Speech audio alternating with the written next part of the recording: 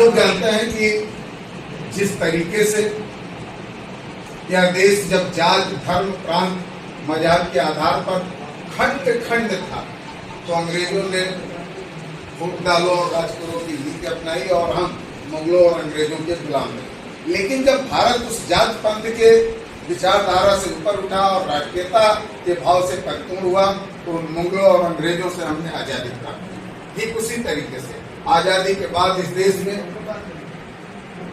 एक ही पार्टी की सरकार रही और कहीं न कहीं उस समय हम लोग राष्ट्रीय भावना में उतना नहीं परिपक्व हो पाए जितना 2014 में न आज कहा जाता है वो चोरी की बात, लेकिन न केंद्र में हमारी सरकार थी न प्रदेश में हमारी सरकार थी।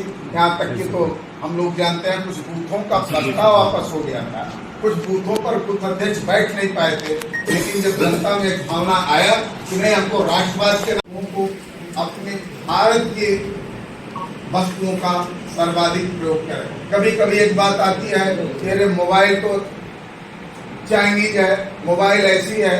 हम कहते हैं जो वस्तुएं अभी तत्काल में आपको स्वदेशी नहीं मिल पाती हैं उस पर टिप्पणी की जरूरत नहीं है, लेकिन जिसका ऑप्शन हमारे बीच में उपलब्ध है उसका जब हम प्रयोग करेंगे, जब हम अपने ही देश में बनी वस्तुओं का, अपने ही देश के व्यापारियों का, अपने बीच के ही व्यापारियों को महत्व देने का काम करेंगे तो हमारा पैसा हमारे देश में ही रहेगा और कहीं न कहीं आप ज्यादा से ज्यादा खरीदारी कर सकें, ज्यादा से ज्यादा हमारे देश की वस्तुएं हमारे देश में ही खपत हो जाए।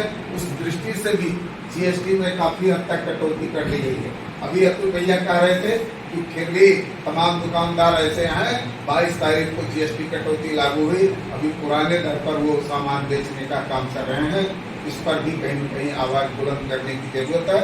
हालांकि जब नया प्रिंट आ जाएगा तब तो उनकी मजबूरी होगी कि उस दर पर देंगे, लेकिन जब जीएसटी कटौती लागू हो गई है तो उनको उसका अनुपालन करना चाहिए। अगर कहीं ऐसा नहीं हो रहा तो उसके लिए हमें काम करना चाहिए, क्योंकि जो ये स्वदेशी अभियान चला है ये किसी एक व्यक्ति के लिए हितकर नहीं, ये हर व्यक्ति के लिए हितकर है। जब हम स्वदेशी अपनाएंगे तो हमको तो अपने देश की मजबूती में हम साझा करेंगे, साथ ही साथ उस व्यापार से जुड़ा व्यक्ति भी मजबूत होगा। यानी हर जन के लिए ये महत्वपूर्ण है और पूरे राष्ट्र के लिए महत्वपूर्ण है। क्यों भाई कहीं हमारा थोड़ा सा लाभ कम भी हो तो राष्ट्रीय भावना से उसको दूर करके हमको काम करना चाहिए, क्योंकि जब अंग्रेजों के खिलाफ हम फिर उसी बात पर आ जाते हैं, जब अंग्रेजों के खिलाफ लड़े थे तो जो लोग स्वार्थ में लिप्त हुए थे वो संघर्ष नहीं किए थे, कहीं न कहीं विरासत पा गए थे। लेकिन जो संघर्ष किए थे वो फांसी के फंदे पर झूलने का काम किए थे।